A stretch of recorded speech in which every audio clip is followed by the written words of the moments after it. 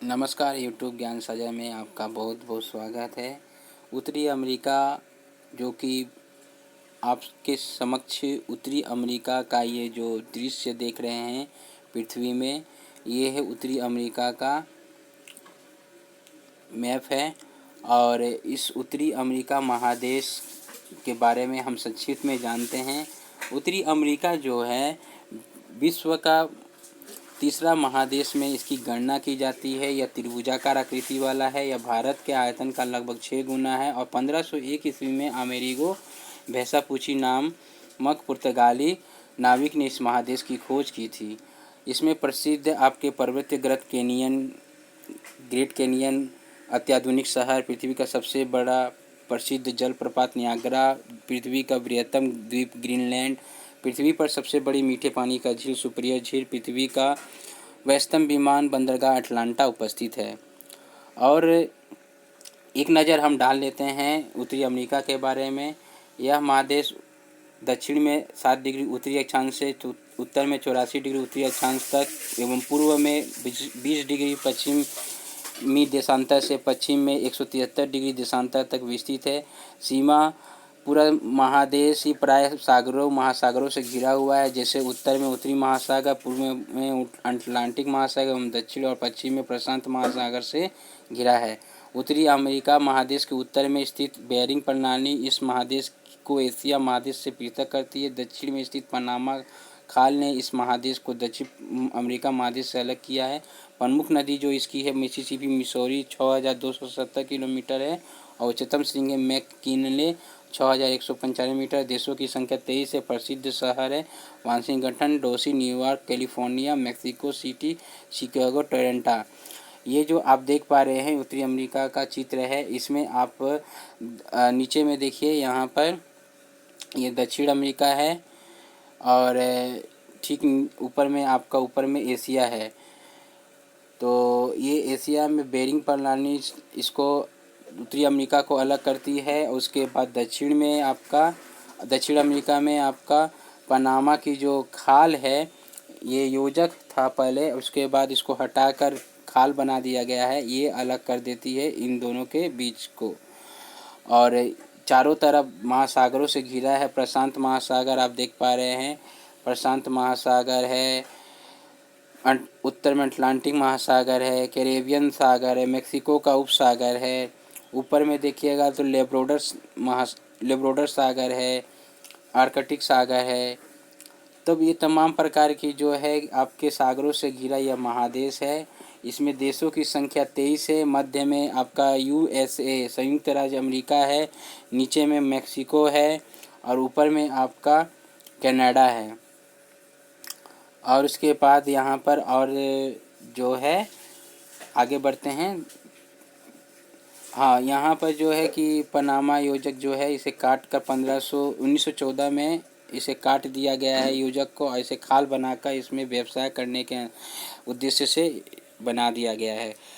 और बेरिंग प्रणाली जो कि एशिया को इस उत्तरी महादेश अमेरिका महादेश को अलग करती है। ये माउंट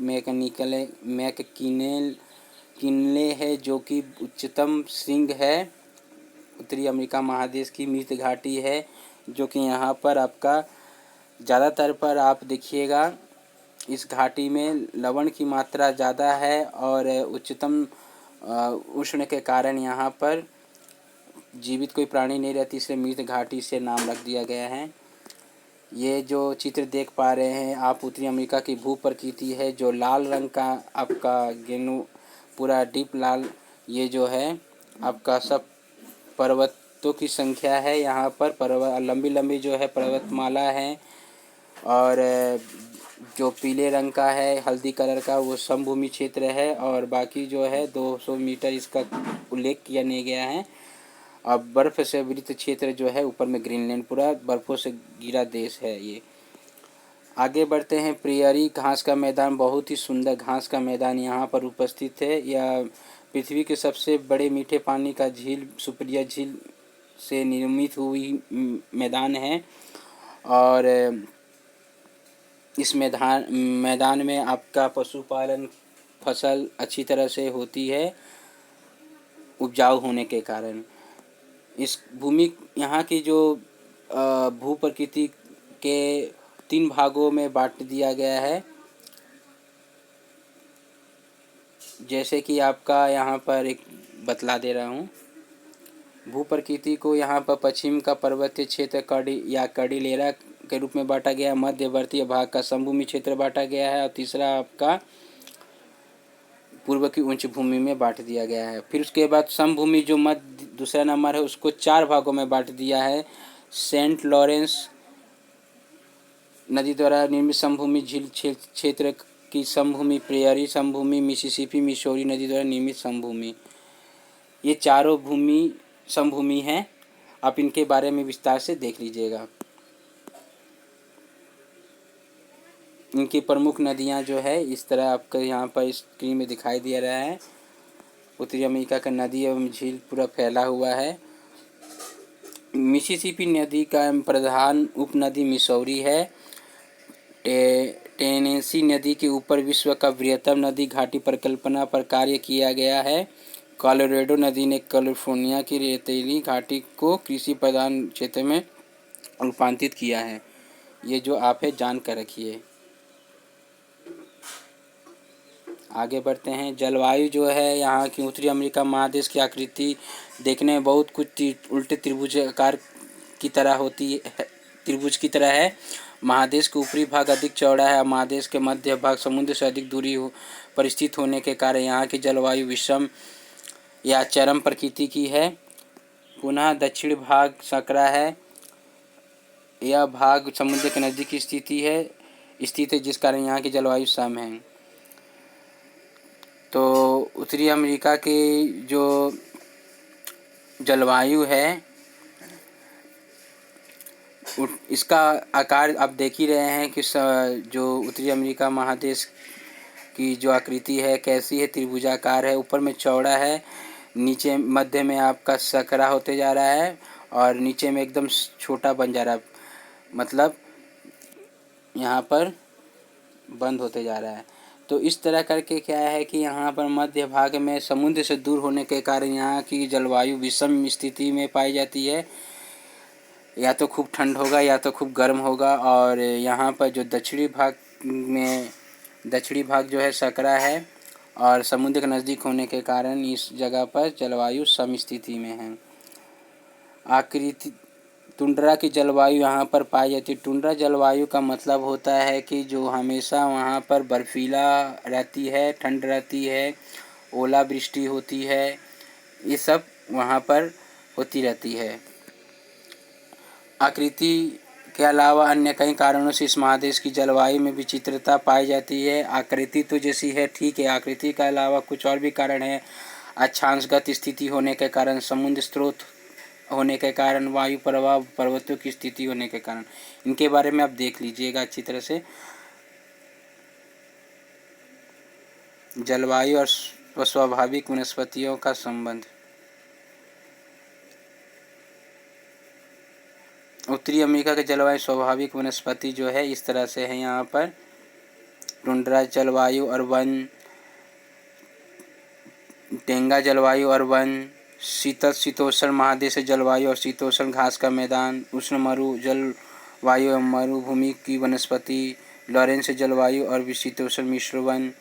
देखिए ये टुंड्रा जलवायु का अगर वहाँ पर बात करेंगे तो टुंड्रा जलवायु में कैसा आपका पेड़ पौधे होंगे और वन होंगे। टुंड्रा जलवायु का मतलब आपने देखा कि वहाँ पर बर्फीला रहता है, अधिकतर 9 से 10 महीने के बीच में वहाँ पर बर्फीला होने के कारण वहाँ पर के पेड़ पौधे जो होते हैं पत्ते कम रहेंगे, आपके तने रहेंगे और इसमें लकड़ियाँ खाली दिखेगी इस तरह का, और जड़ जो कि पूरा एकदम नीचे तक फैली नहीं रहती है। इस तरह करके वहाँ की लकड़ी जो पेड़ों की रहती है नरम रहती है और कुल मिलाकर देखें तो वो उस जगह की टुंड्रा वन कहा जाता है। वहाँ की टेंगा जलवायु और वन क्षेत्र है। इसके बारे में आप विस्तार से इस पाठ को पढ़िएगा तो आपको समझ में आ जाएगा। प्रेयसी घास का मैदान यहाँ पर उपलब्ध है इस महादेश में, और प्रेयसी घास का जो मैदान है यहाँ पर, इसके बारे में थोड़ा हम लोग पढ़ते हैं। इसमें है क्या, उत्तरी अमेरिका महादेश के मध्य भाग की संपूर्ण समभूमि इस घास के मैदान का विस्तार है, मध्य भाग में है। और वसंत ऋतु में जब बर्फ़ गल जाती है तो इस विस्तृत क्षेत्र में क्लोवर, अल्फा घास और भुट्टा होता है। यह घास की विस्तृत भूमि पशुचारण के लिए प्रसिद्ध है। पशुओं के दूध संरक्षण के लिए उन्नत किस्म के हिमागार बनाए गए हैं, इसलिए इस क्षेत्र में दूध शिल्प का विकास हुआ है। समस्त प्रेरी क्षेत्र में गेहूं का उत्पादन पर्याप्त परिमाण में होता है। इस क्षेत्र के उत्तरी भाग में उष्ण चिनूक वायु के प्रभाव से बर्फ गल जाने से शीत ऋतु के अंत वसंत काल में गेहूं की खेती की जाती है। इस कारण इस क्षेत्र का एक अन्य नाम बसंतकालीन गेहूं वलय भी है। संयुक्त राज्य अमेरिका का डाकोटा राज्य गेहूं का स्वाभाविक उत्पादन करता है। बसंतकालीन गेहूं वलय की दक्षिणी भाग में शीत ऋतु में गेहूं की खेती की जाती है। संपूर्ण क्षेत्र में विभिन्न ऋतुओं में गेहूं की खेती की जाती है। इस कारण इस क्षेत्र का एक अन्य नाम विश्व की रोटी की टोकरी है।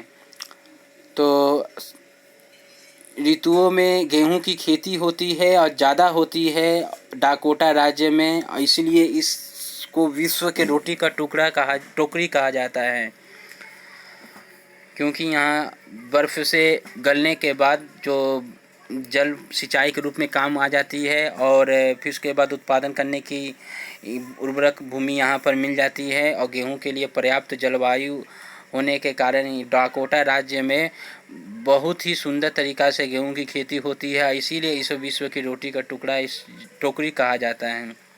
याद रखिएगा इसको। उत्तरी अमेरिका का झील प्रदेश भूप्रकृति।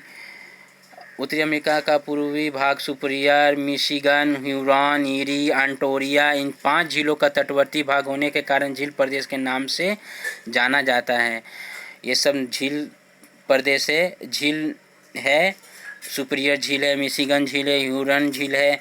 इसकी अक्षांश और देशांतर स्थिति क्रमशः 41 डिग्री उत्तर से 50 डिग्री उत्तरी अक्षांश और 75 पश्चिम से 93 पश्चिम देशांतर रेखा के मध्य है। उत्तरी अमेरिका का ये जो क्षेत्र दिखाया गया है, ये जो कि हरा वाला जो भाग है चित्र में देखिए, कनाडा शील्ड है और सुपरियर झील है, मैचिगन, शिकागो, ह्यूरॉन पूरा झील से भरती है। यहाँ पर उत्तरी अमेरिका का क्षेत्र 5 झीलों का जो मैंने आपके समक्ष पढ़ा हूँ, ये तटवर्तीय भाग में है, इसलिए झील प्रदेश के नाम से जाना जाता है। अब आते हैं अगले। सुपरियर झील जो है यहाँ पर दिखलाया गया है, बहुत ही बड़ा मीठे पानी का विश्व का झील है, ये यहीं पर है।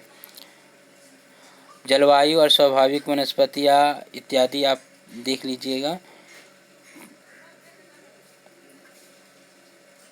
आगे बढ़ते हैं। शिल्पोन्नति का कारण। यहाँ पर शिल्पोन्नति का कारण जो है इंडस्ट्रियल पावर डेवलपमेंट होने का कारण क्या है, यहाँ पर जो है पर्याप्त पूंजी की सहायता मिल जाती है, मतलब धन जो बिजनेस करने के लिए मिल जाती है। खनिज संपदाओं का सहज सुयोग है। खनिज संपदाओं मतलब कि आपका जो लोहा है, कोयला है, ये सब मिल जाते हैं। जल विद्युत उत्पादन के लिए नदियों एवं न्यागरा जलप्रपात से पानी मिल जाता है। जो आपका हाइड्रो पावर इलेक्ट्रिक के लिए आपका नदियाँ और न्यागरा जलप्रपात से पानी मिल जाती है। उन्नत परिवहन व्यवस्था। जलमार्ग उन्नत परिवहन व्यवस्था का अर्थ है सड़कों का जाल बिछा हुआ है, यहाँ पर अच्छा से जाने आने का यातायात ट्रांसपोर्ट की सुविधाएं हैं। जनसंख्या बहुल होने से पर्याप्त श्रमिक मिल जाते हैं, जनसंख्या भी यहाँ पर अच्छे हैं। कच्चे माल की सुविधाएं हैं। पंच झील और सेंट लॉरेंस, मैंने 5 झीलों का मैंने नाम पढ़ा, वो होने के कारण सेंट लॉरेंस नदी का पर्याप्त जल शिल्प एवं उद्योग धंधों में प्रयुक्त किया जाता है। इन सब के कारण यहाँ पर शिल्पोन्नति का कारण बना है।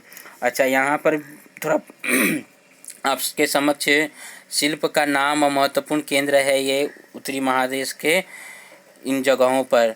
लौह एवं इस्पात शिल्प झील प्रदेश का प्रधान शिल्प है। शिकागो गेरी महत्वपूर्ण विश्व का सबसे बड़ा लोहा इस्पात का केंद्र है। शिकागो गेरी विश्व का सबसे बड़ा लोहा और इस्पात का केंद्र है।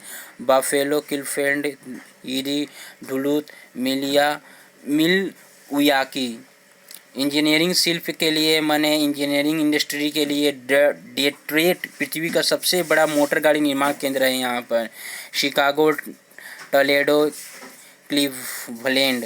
रासायनिक शिल्प है शिकागो में डुलूथ, डेट्रॉइट, पिट्सबर्ग, मिशिगन इत्यादि। खनिज तेल शोधन एवं पेट्रो रसायन शिल्प है। मांस शिल्प शिकागो पृथ्वी का कसाई खाना है। मांस शिल्प जो है पृथ्वी का सबसे बड़ा कसाई खाना स्लॉटर हाउस मांस शिल्प शिकागो में आपका है। मैदा शिल्प बफेलो पृथ्वी का श्रेष्ठ मैदा उत्पादन केंद्र है। रबर शिल्प जो है आक्रान विश्व की रबर राजधानी है। यहाँ पर झील प्रदेश किस प्रकार विश्व में अन्यतम वाला क्षेत्र बना। अच्छा, ये हो गया। अब कृषि कार्य और पशुपालन का उन्नति होने का कारण क्या है। यहाँ पर विस्तृत तारंगाई समतल भूमि मिल जाती है। समान भूमि उखड़ खाबड़ वाले ऊंचा नीचा ज़्यादा भूमि नहीं है। उष्ण आर्द्र जलवायु जिस कारण वर्षा और तापमान परिमित रहते हैं। गर्मी भी है, नमी वाली जलवायु भी मिल जाती है जिस कारण से वर्षा तापमान हमेशा बनी रहती है जो कि कृषि के लिए ज़रूरी है। उर्वरक भूमि है, जनबहुल क्षेत्र है, मैंने लोगों की संख्या पर्याप्त है। झीलों से सिंचाई के लिए पर्याप्त जल की प्राप्ति हो जाती है। आवर्तन पद्धति से खेती होती है, बदलती रहती है, कभी गेहूँ तो कभी चावल तो कभी जूट, इस तरह से कुछ न कुछ बदलती रहती है। कृषि कार्य में आधुनिक पद्धतियों का प्रयोग होते रहता है। मशीन नया नया टेक्नोलॉजी का इस्तेमाल होता रहता है। पशुपालन के क्षेत्र में आइए बात करते हैं। यहाँ पर झील प्रदेश के आसपास के शहरों में दूध से बने अन्य द्रव्य और मांस के लिए विकसित पद्धति से पशुपालन किया जाता है। झील प्रदेश में अत्यधिक दूध देने वाली जर्सी नस्ल की गायों का और कहीं कहीं भेड़ों सूअरों को भी पाला जाता है। इसके अलावा हंस मुर्गी के पालन हेतु पोल्ट्री फार्म विकसित हुए हैं। इन विशेषताओं के कारण यह क्षेत्र पृथ्वी का अन्यतम क्षेत्र बन गया है। पशुपालन और दुग्ध उद्योग में मिशिगन और सुपीरियर झील का संलग्न प्रदेश विस्कॉन्सिन को डेयरी राज्य कहा जाता है। मिशिगन झील के किनारे स्थित शिकागो शहर मांस उत्पादन और संरक्षण के लिए विश्व में विख्यात है। इस कारण ही शिकागो को विश्व के कसाईखाना कहा जाता है। इस प्रदेश में जिन कारणों से पशुपालन के क्षेत्र में उन्नति हुई है वे निम्न कारण है। पर्याप्त परिणाम में भुट्टा है, कैलेभार जैसी घास के उत्पादन से पशु खाद्य का पर्याप्त भंडार है। झील प्रदेश का जल पशुओं के लिए उपलब्ध हो जाता है। विस्तृत समभूमि में पशुओं को अबाध विचरण का सुयोग है। इस प्रदेश के शीतल जलवायु में दूध से बने द्रव्य मांस आदि का सहज संरक्षण किया जा सकता है। तो ये हो गया। अब आते हैं कनाडा शील्ड के प्रदेश के बारे में। उत्तरी अमेरिका के उत्तरी पूर्व भाग में प्राचीन चट्टानों से के क्षय से गठित जो पठारी भूमि उसे कैनेडियन शील्ड कहते हैं और दिखाया भी गया है। देखिए ये कनाडा शील्ड है, ऊपर में जो कनाडा शील्ड प्रदेश आपका चॉकलेट कलर का दिया गया है। और कनाडा उत्तर के में स्थित हडसन उपसागर से घिरे हुए यह प्रदेश प्राय भी आकार में विस्तृत है। प्राय पृथ्वी पर कुल 11 शील्ड प्रदेश है। शील्ड कहने का तात्पर्य कठोर पत्थरों से गठित तारंगायित असमतल भूमि। कठोर पत्थरों से गठित तारंगायित असमतल भूमि। कनाडियन शील्ड का एक अन्य नाम है लॉरेंसियस मालभूमि या पटरी भूमि। स्थिति जान लेते हैं। कनाडा का शील्ड प्रदेश पूर्व में 55 डिग्री पश्चिमी देशांतर से प्राय 120 डिग्री पश्चिमी देशांतर तक एवं दक्षिण में 45 डिग्री उत्तरी अक्षांश से उत्तर में 82 डिग्री उत्तरी अक्षांश तक विस्तृत है। सीमा कनाडा शील्ड प्रदेश के पूर्व में लेब्राडोर की ऊंची भूमि, पश्चिम में ग्रेट विवियार, ग्रेट स्लेव, अथावस्का और विनिपेग झील स्थित है। उत्तर में सुमेरु महासागर, दक्षिण में उत्तरी अमेरिका का बृहद पंच झील और सेंट लॉरेंस नदी की घाटी स्थित है। ये जो है आपकी कनाडा शील्ड की सीमा और स्थिति के बारे में हुई है। भू प्राकृतिक और नदियाँ इनके बारे में आप देख सकते हैं। जलवायु और प्राकृतिक वनस्पतियाँ भी देख लीजिएगा। तो जीव जंतु यहाँ की जो है सरल वल्गा, हरिण, वन बिलाल, लंबे रोमयुक्त कुत्ते पाए जाते हैं। प्रचंड ठंड के कारण इनका शरीर लंबे लंबे रोमों से ढका रहता है। ठंड प्रदेश एकदम पूरा ठंड से भरे हुए होने के कारण इस तरह के यहाँ के जंतु पाए जाते हैं। कृषि कार्य यहाँ के होते हैं। शील्ड प्रदेश का कृषि कार्य विकसित नहीं है। इस कारण यहाँ की वर्ष के अधिकांश महीनों में मिट्टी बर्फ से ढकी रहती है। लेकिन हडसन उपसागर और सेंट लॉरेंस नदी के किनारे के भाग में अल्प परिमाण में ही गेहूँ, जौ, आलू, वीट इत्यादि खेती की जाती है। खनिज संपदा जो है निकल, सोना, लोहा, सक, तांबा, यूरेनियस, कोबाल्ट, चांदी, प्लेटिनम इत्यादि हैं। और कहाँ कहाँ होता है? क्षेत्र का नाम साउबेरी, जो पृथ्वी का सबसे बड़ा निकेल खनन है।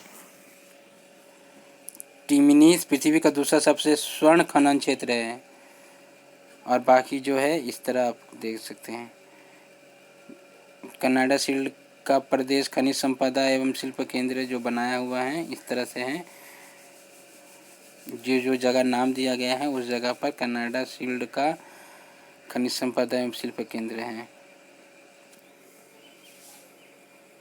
शिल्प का नाम केंद्र, उत्पादित वस्तुएं, परिवहन की सुविधाएं।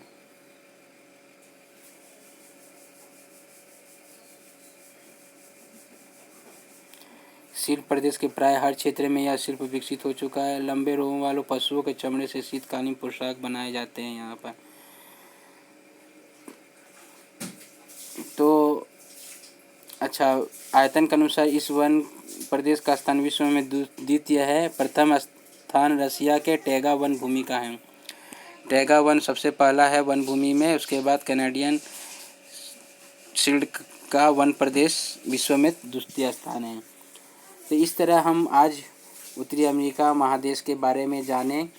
और इसके अलावा इनसे बनने वाले जो संक्षिप्त प्रश्न हैं, चलिए प्रयास करते हैं। ये है उत्तरी अमेरिका। संसार का सबसे प्रसिद्ध पर्वतीय गर्त क्या है? अभ्यास के लिए प्रश्न है। Great canyon. पृथ्वी का प्रसिद्ध जलप्रपात क्या है? नियाग्रा। पृथ्वी का बड़ा द्वीप क्या है? ग्रीनलैंड। पृथ्वी पर सबसे बड़ी मीठे पानी का झील का क्या नाम है? सुपरिया झील। पृथ्वी का व्यस्तम विमान बंदरगाह का नाम क्या है? अटलांटा। पृथ्वी की खोज किसने की? कोलंबस। माफ़ करिए, अमेरिका की खोज किसने की? कोलंबस। लेकिन उत्तरी अमेरिका महादेश का नाम किस के कारण रखा गया? अमेरिगो वेसापुची, पुर्तगाली नाविक के कारण। विश्व का सबसे ज़्यादा कसाई खाना कहाँ है? अमेरिका के शिकागो में। विश्व का सबसे बड़ा लोहा और इस्पात का केंद्र कहाँ है? शिकागो गेरी। पृथ्वी का सबसे बड़ा मोटर गाड़ी निर्माण केंद्र कहाँ पर है? डेट्रॉइट।